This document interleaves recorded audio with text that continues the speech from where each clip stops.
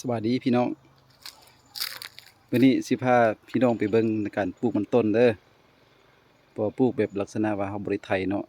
ที่เป็นดินที่ดินแก่นดินแข็งบ่ได้ไถแล้วเฮาจะปลูกแบบนี้เนาะเบิ่งนำกันเลย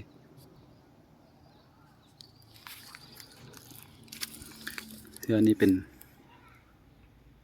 แนวพันธุ์มันแล้วที่เฮาได้ตัดแล้วแช่น้ำยาแล้วนี่นะปลูกนะเฮาจะได้ปลูกเป็นแถวแนวเสือกเน่งแล้วก็ปลูกตามเสือกนะเพราะว่าให้มันซื่อแล้วเบิ่งเวลาเฮาอนามัยมันก็จะสะดวกสบายได้หน่อยนึงเนาะอุปกรณ์ในการปลูกก็มีแต่กระบอกเนาะแนวพันธุ์มันต้นแล้วก็พื้นที่ที่ต้องการปลูกเนาะ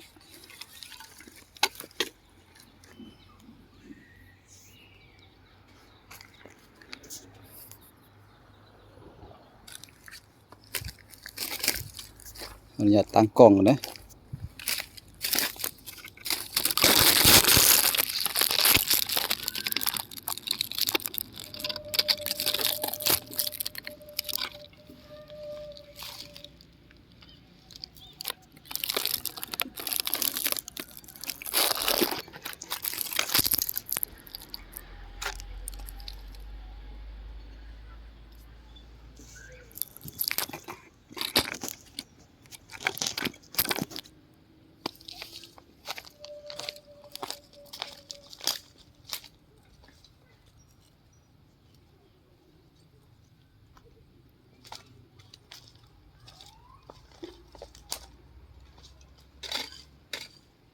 เริ่มแล้วเด้อ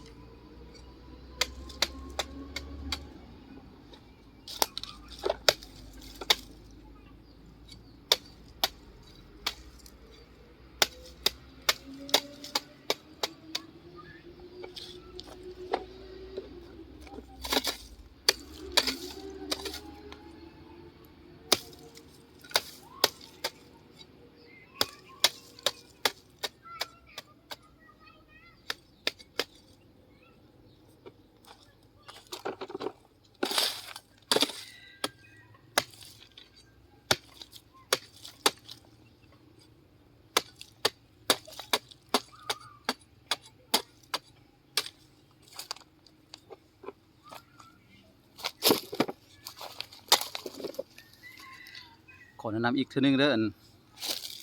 วิธีการปลูกเนาะเฮาจะปลูกล่วงเลิกประมาณ7-8 เซนเนาะคันเฮาปลูกเลิกหลายมันจะเฮ็ดให้มันหัวมันซักลงดินเลิกแล้วเวลาเฮาขุดมันจะขุดยากลำบากจะฝืดเนาะและระยะห่างระหว่างก๊กต่อก๊กนี่ก็ประมาณ60 ถึง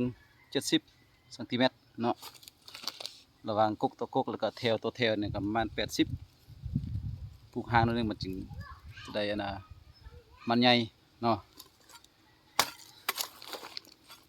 และสิ่งสำคัญเนาะเวลาปลูกเนี่ยต้องเบิ่งตามันเนาะ